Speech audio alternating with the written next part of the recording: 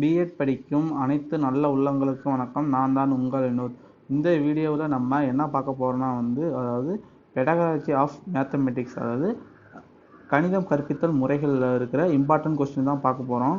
அதில் ரொம்ப ரொம்ப இம்பார்ட்டன்ட் கொஸ்டின் தான் பார்க்க போகிறோம். அது என்ன பார்க்க போகிறோம்னா மொத்தம் 7 கொஸ்டின், அதாவது ஆஃப் பேப்பர் மாரி தான். அதாவது அதே ஆஃப் பேப்பர் தான், இதுவும் 50 மார்க்கு. மொத்தம் 7 கொஸ்டின் தருவாங்க. 5 கொஸ்டின் எதுவும், ஒரு கொஸ்டினுக்கு 7 மார்க்கு, 7 35. சரி, ஓகே. 1. கணிதத்தின் பொருள் மற்றும் இயல்பு பற்றி எழுதுக. 2. கணிதம் கற்பித்தலின் மதிப்புகள் யாவை அல்லது விளக்குக. பெஞ்சமின் ப்ளூமின் கல்விக் கோட்பாட்டை விளக்குக. அதாவது நீங்கள் எந்த மேஜராக இருந்தாலும் சரி, நீங்கள் எந்த பெடகாலஜி சப்ஜெக்டாக இருந்தாலும் சரி, பெஞ்சமின் ப்ளூமின் எல்லாத்துக்குமே பொதுவாக அந்த யூனிட் சப்ஜெக்ட் இருக்கும். அதில் 3 இது இருக்கும். அது கல்வி கோட்பாடு அறிதல் புலம், உணர்தல் புலம், உல இயக்கப்புலம். அந்த 3 இது ரொம்ப ரொம்ப முக்கியமானது. அதனால் அவரோட கல்வி கோட்பாடு கேட்பாங்க. நீங்கள் எந்த பெடகாலஜியாக இருந்தாலும் படிச்சுக்கிங்க. அது ரொம்ப இம்பார்ட்டன்டான கொஸ்டின். இது ரொம்ப ரொம்ப இம்பார்ட்டன்டான கொஸ்டின்ஸ். ஓகே. 4. 6ஆம் வகுப்பு கணித பாட புத்தகத்தில் ஏதேனும் ஒரு தலைப்பிற்கு பாடத்திட்டம் வரைக. ஏன்னா நம்ம அடித்து, அதாவது 3 கொஸ்டின் ரொம்ப இம்பார்ட்டண்டாக அடித்து சொல்லிடலாம். ஒன்று பெஞ்சமின் ப்ளூமின் கேட்டுருவாங்க. இன்னொன்று என்னன்னா அதாவது லெசன் பிளான் எதை சொல்கிறாங்க, பாடத்திட்டம். ஏதாவது ஒரு சப்ஜெக்ட் உறுதி கொடுத்து நீங்களே ஒரு தலைப்பு எடுத்துக்கிட்டு அதுக்கு பாடத்திட்டம் வரைகன்னு சொல்லி கேட்டுருவாங்க. இதெல்லாம் நீங்களே அது கன்ஃபார்மாக அடித்து சொல்லலாம். அதாவது நீங்கள் ஏதோ உங்கள் அப்பா கொஸ்டின் எடுக்கிற மாரி, அல்லது உங்கள் அண்ணன், அல்லது நீங்களே கொஸ்டின், அதாவது உங்கள் சொந்தக்காரன் கொஸ்டின் எடுக்கிற மாரி நான் அடித்து சொல்லுவேன். இதேமாரி பெஞ்சமின் ப்ளூமின் கன்ஃபார்ம் கேட்டுருவாங்க. அப்புறம் பாடத்திட்டம் கேட்டுருவாங்க.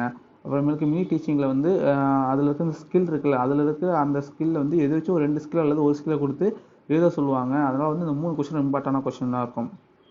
5. பல்வகை தோன்றல்களை பயன்படுத்தும் திறன் என்றால் என்ன, அதன் உட்கூறுகளை வந்துருச்சு பாருங்கள். ஓகே. 6. வினாக்கள் அமைக்கும் திறன். 7. சிறுநிலை பாட கற்பித்தலின் படிநிலைகளை விவாதிக்க. சிறுநிலை பாட கற்பித்தலின் படிநிலைகளை விவாதிக்க. ஓகே. அடுத்தது விவரி விதி விலக்க முறை மற்றும் விதி வரும் முறை. அதாவது விதி விலக்க முறை மற்றும் விதி வரும் முறை.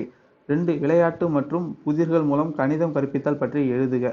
விளையாட்டு மற்றும் புதிர்கள் மூலம் கணிதம் கற்பித்தல் பற்றி எழுதுக. 4. 3. சிக்கல் அடிப்படை கற்றல் குறித்து விவாதிக்க. சிக்கல் அடிப்படை கற்றல் குறித்து விவாதிக்க. 4. கணிதம் கற்பித்தலில் செய்தித்தாள் வழங்கல் பற்றி எழுதுக.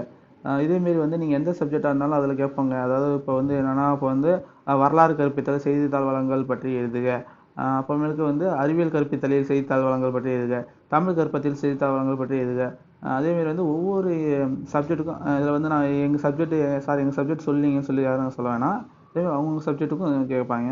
கணிதம் கற்பித்தலில் கேட்டல் வளங்கள் யாவை விளக்குக. 6. கணிதம் கற்பித்தலில் தகவல் மற்றும் தொடர்பு நுட்ப வளங்களில் இணையம் மற்றும் பல்லூடகம் குறித்து எழுதுக. கணித ஆசிரியரின் பண்புகள் யாவை. இதேமாரி வரலாற்று ஆசிரியரின் பண்புகள் யாவை.